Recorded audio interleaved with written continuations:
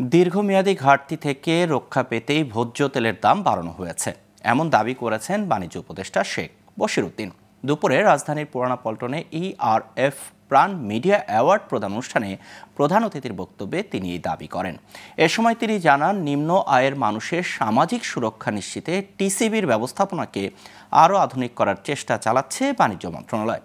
আর প্রাণ গ্রুপের প্রধান নির্বাহী আহসান খান চৌধুরী বলেন, দেশের ব্যবসা খাতে সবচেয়ে বেশি ভূমিকা রাখতে পারেন সাংবাদিকরা। বিস্তারিত আওলাদ বাবলুর প্রতিবেদনে।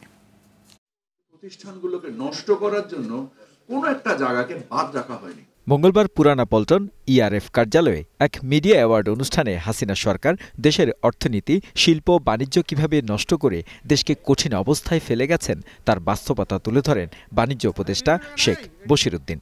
গুটি কয়েক মানুষ এই দেশ থেকে চুরি করে নিয়ে চলে গিয়েছে। এ সময় তিনি বলেন, বাস্তবতাকে মেনেই ভোজ্য তেলের দাম বাড়ানো হয়েছে, তা না হলে সরবরাহে বড় ঘাটতি তৈরি হতো। তেলের দাম 8 টাকা বাড়িয়েছি, এটা আমরা বাস্তবতাটাকে মেনে নিয়ে বাড়িয়েছি। কারণ আমরা যদি এটা না বাড়াতাম তাহলে সরবরাহে এবং একটা বড় ঘাটতি তৈরি হতো।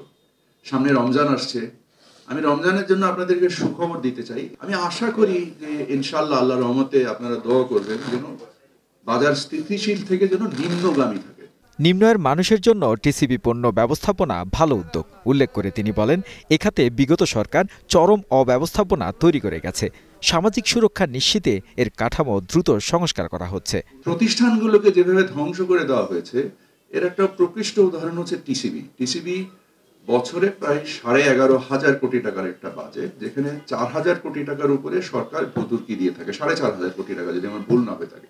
আপনারা শুনে অবাক হবেন, বাংলাদেশে টিসিবির 16টা অফিস আছে, ড্রাইভার, দারোয়ান সহ এই 16টা অফিসের সর্বসাকুল্যে কর্মচারী কর্মকর্তা মিলিয়ে মাত্র 142 জন, যার বাজেট 11,500 কোটি টাকা। হাস্যকর। এ সময় প্রাণ গ্রুপের প্রধান নির্বাহী আহসান খান চৌধুরী বলেন, সাংবাদিকরা সঠিক তথ্য দিলে দেশকে আরো সামনে এগিয়ে নেওয়া সম্ভব। আমাদের এই সেক্টর থেকে আমাদের প্রত্যাশা হবে যে আমরা কিন্তু এগ্রিকালচার সেক্টরে আরো ভালো করব, এবং এগ্রিকালচার সেক্টরে ভালো করার জন্য কিন্তু এই সাংবাদিকদের শরণাপন্ন আমাদেরকে হতে হবে। আপনারা যত গঠনমূলকভাবে আমাদেরকে পরামর্শ প্রদান করবেন, আমরা এগিয়ে যাব। অনুষ্ঠানে 10 সাংবাদিকের হাতে ইআরএফ প্রাণ মিডিয়া অ্যাওয়ার্ড তুলে দেওয়া হয়। আওলাদ বাবলু, গ্লোবাল টেলিভিশন, ঢাকা।